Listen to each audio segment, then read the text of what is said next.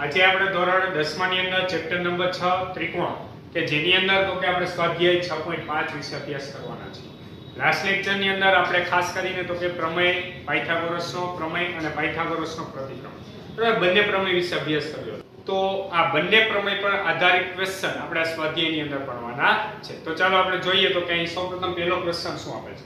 અહીં question number 1 આપેલ છે કે નીચે ત્રિકોણની બાજુઓ તો કે આપેલી છે, તે પૈકી કયા ત્રિકોણો કાટકોણ ત્રિકોણો છે તે નક્કી કરો. હવે કાટકોણ ત્રિકોણ કઈ રીતે નક્કી કરવું એ તો કે આપણે અગત્યના પરિણામની અંદર લખાવી દીધું.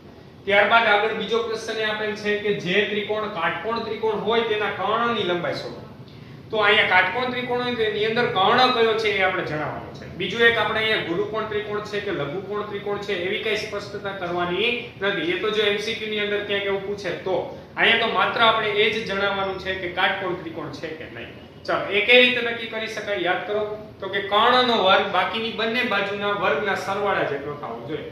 પરંતુ કર્ણ કઈ રીતે મળે તો કે મોટી બાજુ હોય શું હોય હંમેશા કર્ણ હોય. ચાલો તો આપણે સૌપ્રથમ આપણી પાસે ત્રણ બાજુની લંબાઈ આપેલી છે. એની અંદર સૌથી મોટી બાજુ કઈ છે જોવો જી બધા પહેલા ક્વેશ્ચનમાં તો કે 25 સેન્ટીમીટર. ચાલો તો આપણે લખીએ અહીં સૌથી મોટી બાજુ, અહીં સૌથી મોટી બાજુ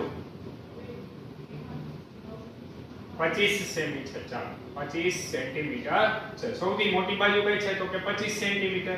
ચાલો 25 સેન્ટીમીટર છે તો આપણે તો કે સૌપ્રથમ તો કે 25 નો વર્ગ કરીએ. જોજો બધા તો કે 25 નો વર્ગ કેટલો થશે તો કે 25 નો વર્ગ થાય 625.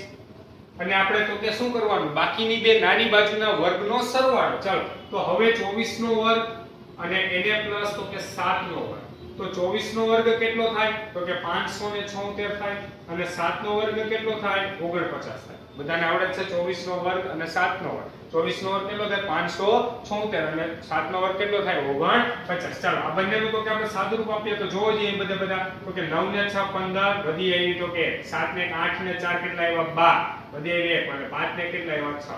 તો કહેવાનો મીનિંગ શું છે 25 નો વર્ગ એ 625 મળ્યો અને આ બંને બાજુના વર્ગનો સરવાળો આપણને શું મળ્યો 625. તો આપણે લખીએ અહીં 25 નો વર્ગ = 24 નો વર્ગ અથવા તમને બ્રેકેટ કરી દો એટલે વધારે ખ્યાલ પડે 25 નો વર્ગ = 24 નો વર્ગ + 7 નો વર્ગ. તો આનો મીનિંગ શું થાય કર્ણનો વર્ગ એટલે કે કોઈ એક બાજુનો વર્ગ બાકીની બે બાજુના વર્ગના સરવાળા જેટલો હોય તો એનું મીનિંગ શું થાય તો કે તે કાટકોણ ત્રિકોણ હોય. તો આપણે લખીએ ચાલો અહીં બે બાજુના વર્ગોનો સરવાળો, બે બાજુના વર્ગોનો સરવાળો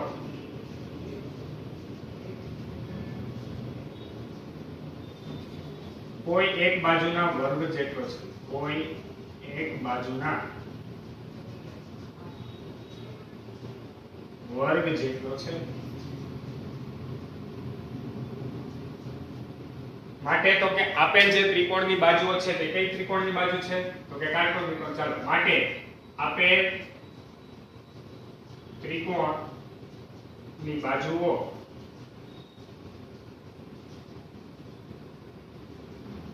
કાટકોણ ત્રિકોણની બાજુઓ છે, કાટકોણ ત્રિકોણની બાજુઓ છે એટલે કે તે કાટકોણ ત્રિકોણ છે.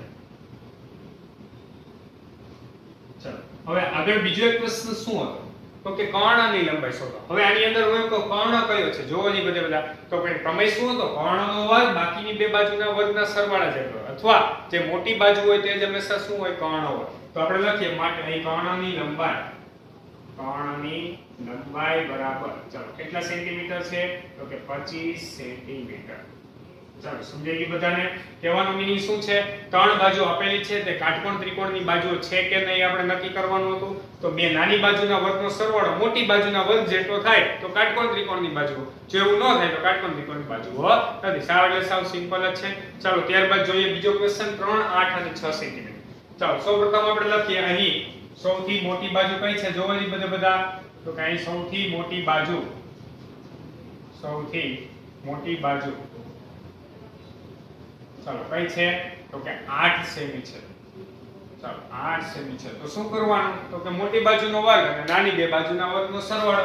ચાલો મોટી બાજુનો વર્ગ એટલે 8 નો વર્ગ કેટલો આવશે 64 બાકીની કઈ બે બાજુ છે 3 નો વર્ગ અને બાકી તો કે 6 નો વર્ગ. ચાલો 3 નો વર્ગ કેટલો થાય 9, 6 નો વર્ગ કેટલો થાય 36, 36 ને 9 આપણે કરશી તો કેટલા આવશે તો કે 45. તો અહીંયા 8 નો વર્ગ 64 મળ્યો અને આ બંને બાજુના વર્ગનો સરવાળો 45 મળ્યો. બે ઇક્વલ મળ્યા તો કે ના. તો આપણે લખીએ અહીં 8 નો વર્ગ is not equal to તો કે 3 નો વર્ગ પ્લસ તો કે 6 નો વર્ગ. બરોબર, બે નાની બાજુના વર્ગનો સરવાળો મોટી બાજુના વર્ગ જેટલો થતો નથી. એટલો મતલબ એવો થયો કે આપણી પાસે આ કાટકોણ ત્રિકોણની બાજુઓ નથી. હવે ધારો કે આ જ ક્વેશ્ચન તમને એમસીક્યુ માં એવું પૂછે કે આ ત્રિકોણનો પ્રકાર જણાવો, તો અગત્યના આપણે પરિણામ લખાવ્યા હતા એ પ્રકારના આધારે કહો જોઈએ બધે બધા. તો કે અહીંયા આ ત્રિકોણનો પ્રકાર કેવો છે તો કે આપણે એવું લખાવ્યું હતું જો કર્ણનો વર્ગ આ બંને બાજુના વર્ગના સરવાળા કરતા જો મોટો થઈ જતો હોય તો એ ત્રિકોણ કેવો હોય ગુરુકોણ ત્રિકોણ. તો કહેવાનો મીનિંગ આપેલ જે બાજુ છે એ ગુરુકોણ ત્રિકોણ છે, પરંતુ આપણે અત્યારે જણાવવાનું નથી, આ તો માત્ર જાણકારી માટે હતું. ચાલો તો અહીંયા આપણી પાસે તો કે આ મુજબનું કંઈક મળ્યું. એનો મીનિંગ શું થયો તો કે આપણી પાસે કાટકોણ ત્રિકોણની બાજુઓ નથી, માટે આપેલ બાજુઓ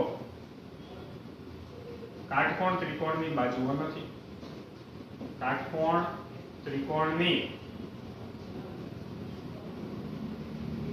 બાજુઓ નથી. ચાલો આવડી ગયું બધાને. હવે ત્રીજો અને ચોથો ક્વેશ્ચન બને તો બધા જાતે જ કરવાનું છે. માત્ર તમને તો કે હિન્ટ આપું છું એટલે પૂરેપૂરું વર્ણન નથી લખતો. બરાબર, આપણી પાસે કાટકોણ ત્રિકોણ છે કે નહીં નક્કી કરીએ. ચાલો બધા ખાસ ધ્યાન આપજો.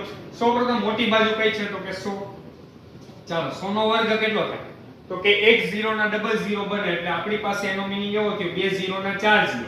100 નો વર્ગ કેટલો થાય 10000. ચાલો ત્યારબાદ જોઈએ 50 નો વર્ગ અને 80 નો.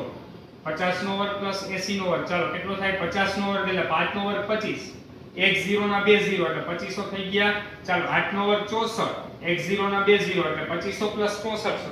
ચાલો આ બંનેનો સરવાળો કરીએ તો સૌપ્રથમ બે 0 એમાં 5 ને 4 કેટલા આવશે 9. 6 ને 2 કેટલા આવ્યા 8. તો કહેવાનો મીનિંગ અહીંયા આપણી પાસે 10000 મળ્યા અને અહીંયા આપણી પાસે 8900 મળ્યા. તો અહીંયા પણ આ બંને ઇક્વલ થતું નથી એટલે કાટકોણ ત્રિકોણની બાજુઓ નથી. ચાલો તો અહીંયા હું લખ દઉં કે કાટકોણ ત્રિકોણ નથી. કાટકોણ ત્રિકોણ નથી. બરોબર, માત્ર તો કે શોર્ટમાં તમને સમજે એટલા માટે તો કે અહીં લખ્યું છે. ત્યારબાદ જોઈએ આપણે ચાલો આના માટે. સૌપ્રથમ મોટી બાજુ કઈ છે તો કે 13. તો આપણે લખીએ તો 13. ચાલો 13 નો વર્ગ કેટલો આવશે 169. ત્યારબાદ જોઈએ તો કે 12 નો વર્ગ અને એને પ્લસ તો કે 5 નો વર્ગ. ચાલો 12 નો વર્ગ કેટલો થાય તો કે 144 અને 5 નો વર્ગ કેટલો થાય તો કે 25. ચાલો બંનેનો સરવાળો કરો તો કેટલા થશે 169. બરાબર, તો એટલા માટે અહીંયા તો 13 નો વર્ગ બરાબર 12 નો વર્ગ પ્લસ 5 નો વર્ગ થાય છે. માટે આપેલ જે બાજુ છે કાટકોણ ત્રિકોણની બાજુઓ છે. તો આપણે લખીએ કે આ કાટકોણ ત્રિકોણ છે. કાટકોણ ત્રિકોણ છે. ચાલો આવડી ગયું બધાને. આપેલ જે બાજુ છે તે કાટકોણ ત્રિકોણની બાજુઓ છે. આ જે વસ્તુ જે છે તે એક એક માર્કના શોર્ટ ક્વેશ્ચન ની અંદર પૂછાઈ શકે. બરોબર, તો એટલા માટે બધા ખાસ તો કે સમજવાનું છે. ચાલો આવડી ગયું બધાને. સાવ એટલે સાવ સિમ્પલ છે. કહેવાનો મીનિંગ શું છે તો કે આપણી પાસે બે નાની બાજુનો વર્ગનો સરવાળો કરવાનો, મોટી બાજુના વર્ગ જેટલો થાય તો તે કાટકોણ ત્રિકોણ છે. ઈ સિવાય તો કે કાટકોણ ત્રિકોણ નથી. ચાલો તો સૌપ્રથમ બધા ક્વેશ્ચન નંબર 1 લખી નાખો, ત્યારબાદ આપણે આગળના ક્વેશ્ચન જોઈએ.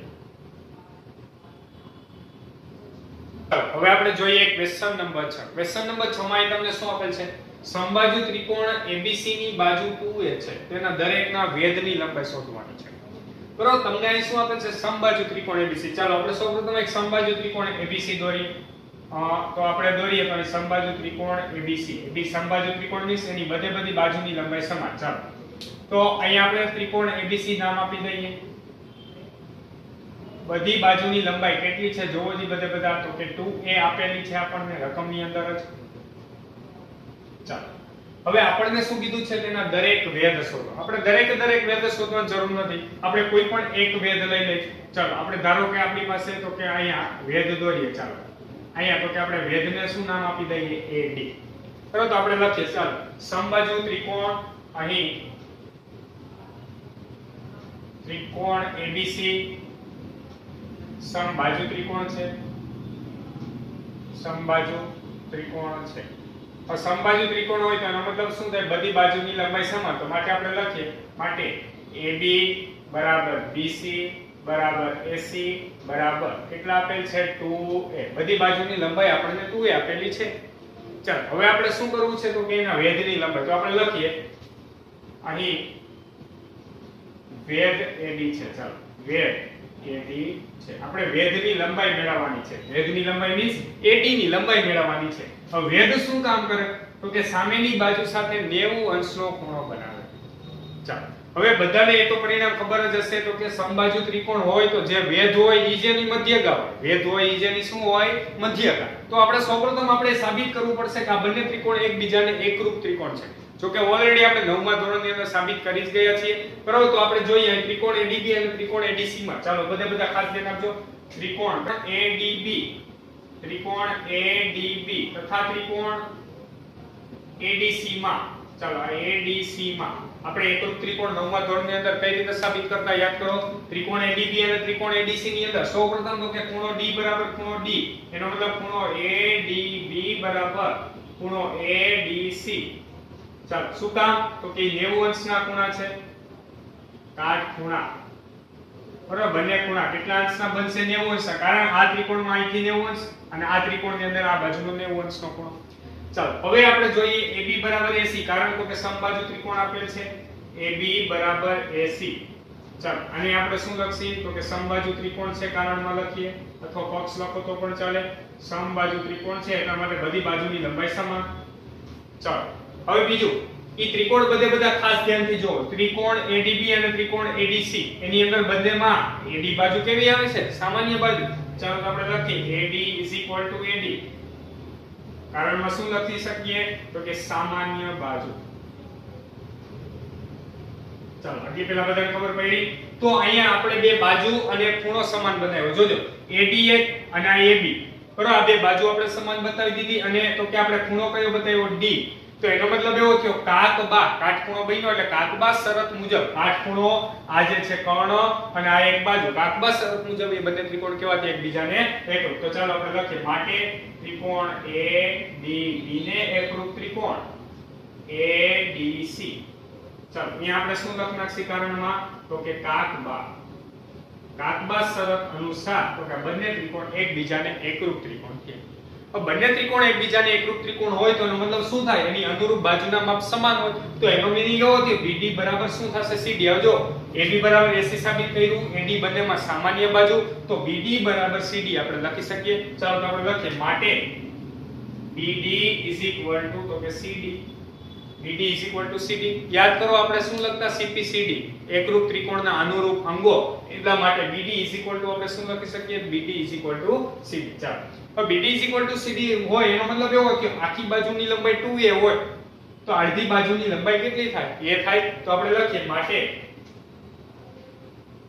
BD બરાબર CD બરાબર આપણે શું લખી શકીએ તો કે 1/2 BC. કારણ તો કે BC ને તમે 2 વડે ભાગો એટલે તમને આને લંબાઈ મળે અને એની લંબાઈ તો માટે BD CD તમે શું લખી શકો a લખી શકો. ચાલો આટલું પેલા બધાને ખબર પડી. હવે જો આ બાજુની લંબાઈ તમને મળી ગઈ છે a. અહીંયા તો કે આ બાજુની લંબાઈ 2a અને તમને તો કે પાયથાગોરસનો પ્રમેય લગાડો ત્રિકોણ ADB અથવા ત્રિકોણ ADC કોઈ પણ ત્રિકોણમાં તો એટલે તમને AD ની લંબાઈ મળી જશે. ચાલો તો આપણે લખીએ હવે ત્રિકોણ ADB માં. ચાલો પાયથાગોરસ પ્રમેય મુજબ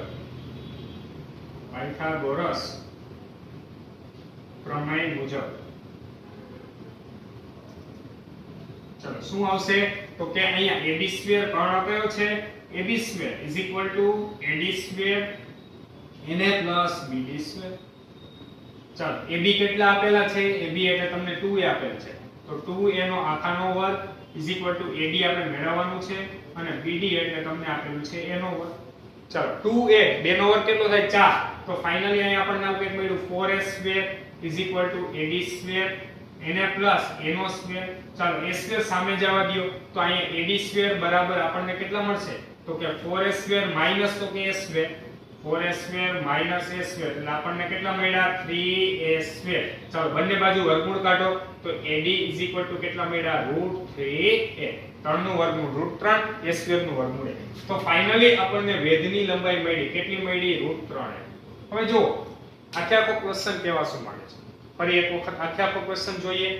સૌપ્રથમ ત્રિકોણ એબીસી સમબાજુ ત્રિકોણ છે, ત્રણે ત્રણ બાજુની લંબાઈ 2a થશે.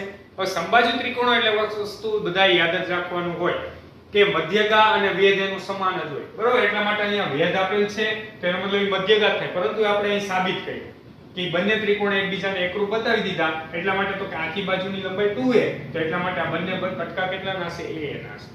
હવે આપણે મેઈન તો કે આ વેધની લંબાઈ મેળવવી હતી, તો આ ત્રિકોણની અંદર આપણે પાયથાગોરસનો પ્રમેય એપ્લાય કરી દીધો.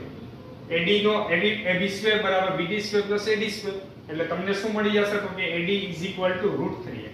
હવે એક માર્કના શોર્ટ ક્વેશ્ચનમાં તમને એવું પૂછે કે સમબાજુ ત્રિકોણમાં બાજુની લંબાઈ આટલી છે, બરોબર, તો ઈ ત્રિકોણની અંદર વેધની લંબાઈ શોધો. ફરી એકવાર હું શું બોલું છું? સમબાજુ ત્રિકોણમાં ધારો કે બાજુની લંબાઈ 6 સેન્ટીમીટર છે. કેટલી છે? 6 સેન્ટીમીટર. તો ઈ ત્રિકોણમાં વેધની લંબાઈ શોધો. તો જો તમને ખાલી આટલું યાદ હોય તો આખે આખું કઈ કરવાની જરૂર જ નથી. √3 ગુણ્યા a, એટલે √3 ગુણ્યા a, એ મીન્સ તો કે અહીંયા આપણી પાસે બાજુની લંબાઈને કેટલા વડે ભાગવું પડશે? 2 વડે, કેમ કે બાજુની લંબાઈ તો 2a હતી ત્યારે આપણને તો કે આ પ્રમાણ મળ્યું. તો આપણી પાસે AD √3 ગુણ્યા a, બાજુની લંબાઈ 6 હતી, 6 ને 2 વડે ભાગી નાખો એટલે કેટલા થઈ જશે? 3. અથવા તમે એવું પણ સૂત્ર યાદ રાખી શકો કે જો ત્રિકોણની અંદર બાજુની લંબાઈ a સેન્ટીમીટર હોય તો એના વેધની લંબાઈ કેટલી થાય? √3/2 a જેટલી. સમજાય છે બધાને? તો આ બધાએ ખાસ તો કે યાદ રાખવાનું છે, કારણ જો અહીંયા 2a હતું તો અહીંયા આપણને શું મળ્યું? a, એટલે 6 સેન્ટીમીટર હોય તો અહીંયા આપણને 3 મળે, તો વેધની લંબાઈ કેટલી થાય? 3. એટલે એક માર્કના MCQ માટે તો કે સૂત્ર પણ બધાએ યાદ રાખવાનું છે, પરંતુ એક ખાસ નોટ એ કરવાની છે, આ બાજુની લંબાઈ 2a છે. જો બાજુની લંબાઈ આપણે a રાખી દઈએ તો √3/2 a ફોર્મ્યુલા બની જાય. ચાલો આવડે બધાને? સમજાય છે? હવે ત્યારબાદ આપણે જોઈએ તો કે ક્વેશ્ચન નંબર 9. તો ક્વેશ્ચન નંબર 9 માં અહીં તમને શું આપેલ છે? 10 મીટર લાંબી એક નિસરણી છે, જમીનથી 8 મીટર ઊંચે આવેલી એક બારીને અટકે છે, નિસરણીના નીચેના છેડાનું દીવાલના તળિયેથી અંતર શોધો. સૌપ્રથમ એક આપણે આકૃતિ દોરીએ એટલે આ ક્વેશ્ચન આખે આખો કેવા શું માંગે છે તમને ખબર પડે, બરોબર. તો કે આપણે નિસરણી છે, નિસરણી હંમેશા તો કે ક્રોસમાં જ હોય. ચાલો તો આપણે એક નિસરણી દોરીએ. ધારો કે આપણી પાસે, ચાલો આ એક નિસરણી છે, અહીંયા તો કે આપણી પાસે જમીન પરનું એટલે કે તળિયું છે, અને અહીંયા તો કે આપણી પાસે સીધી દીવાલ છે. ચાલો હવે આપણો ક્વેશ્ચન અહીં શું છે? તો કે એક 10 મીટર લાંબી એક નિસરણી. ચાલો આ 10 મીટર લાંબી આ શું છે? તો કે નિસરણી. ઈ જમીનથી 8 મીટર ઊંચે આવેલી એક બારીને અટકે છે. એટલે અહીંયા ધારો કે આપણે એક શિરોબિંદુ નામ આપી દે એ પાસે શું છે? બારી. અને તો કે ઈ જમીનથી કેટલા છે? 8 મીટર ઊંચી તો કે એક બારી આવેલી છે, બરોબર. તો કે ત્યાં તો કે અટકે છે. તો નિસરણીના નીચેના છેડાનું, નિસરણીનો નીચેનો છેડો એટલે આપણે આ કાટખૂણો ત્રિકોણ ABC નામ આપી દઈએ. ચાલો અહીંયા કાટખૂણો બનશે, બરોબર. તો કે આપણી પાસે કહેવાનો મીનિંગ શું છે? નિસરણીના નીચેના છેડાનું આપણે શું કરવાનું છે? દીવાલના તળિયેથી અંતર, એટલે આપણે BC ની લંબાઈ મેળવવાની છે. ચાલો આખે આખો ક્વેશ્ચન બધાને સમજાવવા ફરી એકવાર જોઈએ. નિસરણીની લંબાઈ 10 મીટર, આપણી પાસે તો કે જમીનથી તો કે જે છે બારી એ 8 મીટર તો કે ઊંચી છે, તો કે ત્યાં નિસરણી અટકે છે. તો નિસરણીના નીચેના છેડાનું દીવાલના તળિયાથી અંતર એટલે કે BC આપણે મેળવવાનું છે. ચાલો આવડી ગયું બધાને? તો ફરી એકવાર બધી ડિટેલ તો કે આપણે લખીએ. તો આપણે લખીએ AC તો કે નિસરણીની લંબાઈ. ચાલો AC નિસરણીની લંબાઈ, નિસરણીની લંબાઈ ચાલો કેટલી આપેલી છે? તો કે 10 મીટર. ત્યારબાદ એ શું છે? તો કે અહીંયા બારી. ત્યારબાદ AB શું છે? તો કે જમીનથી બારીની લંબાઈ અથવા બારીની ઊંચાઈ, બરોબર, કેટલી આપેલી છે? તો કે 8 મીટર આપેલી છે. અને BC શું છે અહીંયા? તો કે BC આપણી પાસે જમીન નિસરણીના તળિયાનું, નિસરણીના નીચેના છેડાનું દીવાલના તળિયેથી અંતર, દીવાલના તળિયેથી અંતર. ચાલો આ વસ્તુ આપણે મેળવવાની છે. સૌપ્રથમ બધો ડેટા આપણે લઈએ.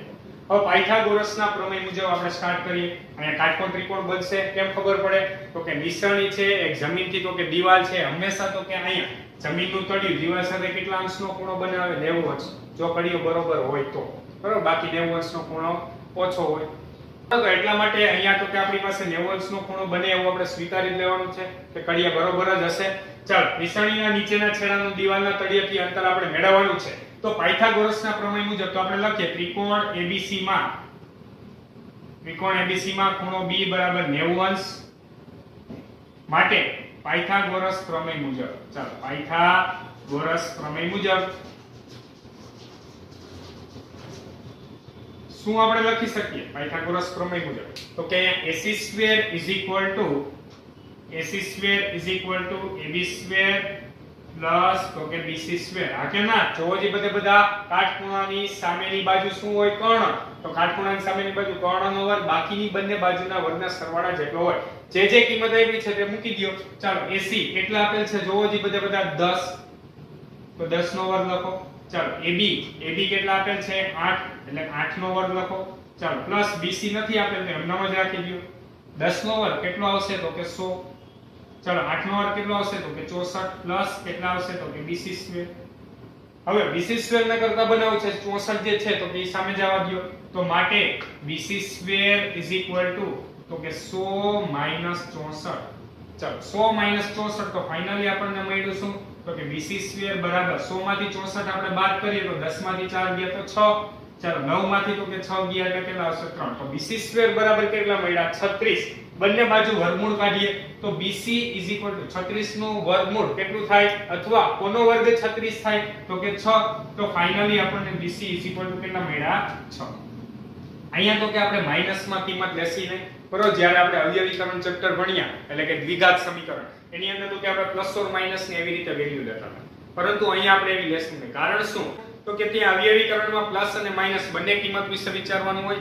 જ્યારે વ્યવહારિક ક્વેશ્ચન છે અહીંયા BC શું છે? તો કે અંતર છે. અંતર ક્યારેય તો કે માઈનસમાં હોય નહીં, એટલા માટે આપણે અહીંયા પ્લસમાં જ રાખશી, બરોબર? તો BC બરાબર કેટલા મળ્યા? 6 મીટર. તો એનો મતલબ એવો થયો નિશાનીના નીચેના છેડાનું દિવાલના તળિયેથી અંતર કેટલું મળ્યું? તો કે 6 મીટર. ચાલો તો આપણે લખીએ માટે નિશાનીના નીચેના છેડાનું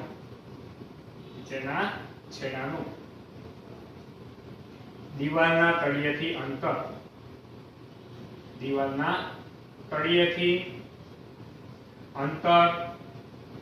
બરાબર કેટલા મીટર? 6 મીટર. ચાલો આવડી ગઈ બધાને. તો સૌપ્રથમ બધા ક્વેશ્ચન નંબર 6 અને ક્વેશ્ચન નંબર 9 લખી નાખો.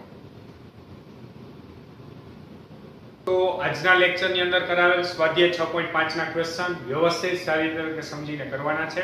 નેક્સ્ટ લેક્ચરમાં તો કે આપણે આગળના ક્વેશ્ચન સોલ્વ કરીશું. Thank you so much.